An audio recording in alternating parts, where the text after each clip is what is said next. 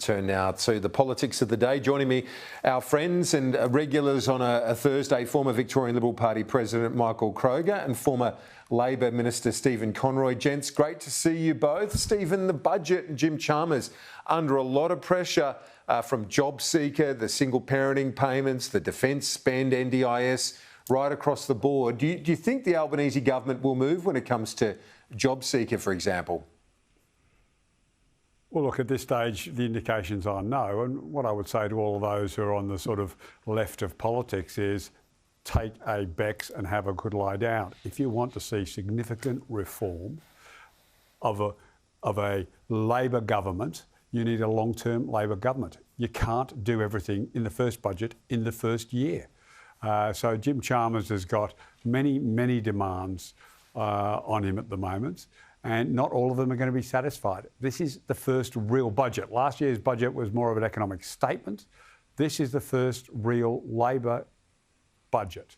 And you're not going to be able to satisfy every single ask in the first year. Get a 5, 6, 7-year government and you begin to build in structural reforms, which is what the Albanese government is about.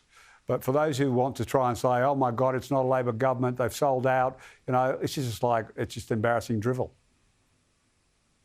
Michael, the Deputy Prime Minister this week released the Defence Strategic Review. And I discussed this with Richo earlier in the week. I'd be interested in your thoughts on this as well. But it seems to me Prime Minister Albanese does give his colleagues a bit more space than, say, his immediate predecessor might have done, or even you go back to Kevin Rudd.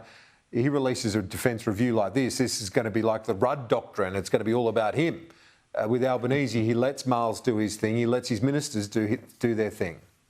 Even Stephen's laughing. Oh, no, I'm nodding in hearty agreement. It's true.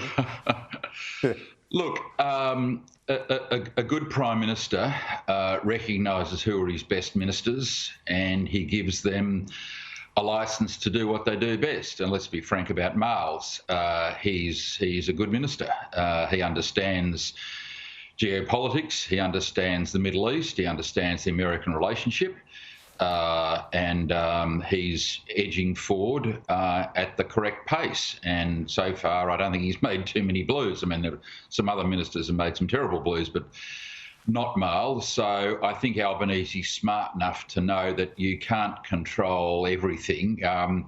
It's a terrible thing to say that Kevin Rudd was a control freak, but Stephen would be able to throw more light on it than us. But yeah, it's an interesting prime ministership. Of course, Whitlam wanted to control everything. We probably had one or two that might want to do that as well. And so it's a good prime minister that recognises his strongest ministers and gives them licence to do what they do best, KG. Yeah, indeed, Stephen. One other thing that marks, if you look at this week and the appearance by Adam Bandt at the Press Club, they're going to knock off that Housing Future Fund, and the Prime Minister obviously disappointed to, I guess, have that legislation hit the fence. But again, it's a point of difference, say, with the Gillard government, that there was that deal with the Greens. Albanese is not going to be doing any deals or cozying up to the Greens. He saw that up close and personal, and he saw the impact of that, Stephen. Well, absolutely, and as you say, I think Albo won't make that mistake. I think if you look back to 2010 when that deal was struck, you would probably say, I wouldn't do that again. I think Albo is absolutely right. We'll deal with the Greens on the terms that we were elected by the Australian people. And if the Greens want to defy the will of the Australian people, so be it. It hasn't worked for them so far. They've had to come crawling back from all their lofty rhetoric because it's very much the same situation here. If you want substantial reform and the beginnings of substantial reform, you vote for this package. You can't get everything you want on day one. And so Adam Bandt is just playing himself into irrelevance by making outlandish claims saying, this is what we've got. He's not going to get it. So, sit down at the table and have a discussion about what's possible on the housing package. But it's abolish negative gearing or we vote against you. It's like, OK, you're voting against us. That's insane. Yeah, and it's almost like they want to have a Michael Kroger, it's almost like the Greens want to have at least something that they're going to stand up against so that they can say to their voters, we're not just following everything that the Albanese government's telling us to.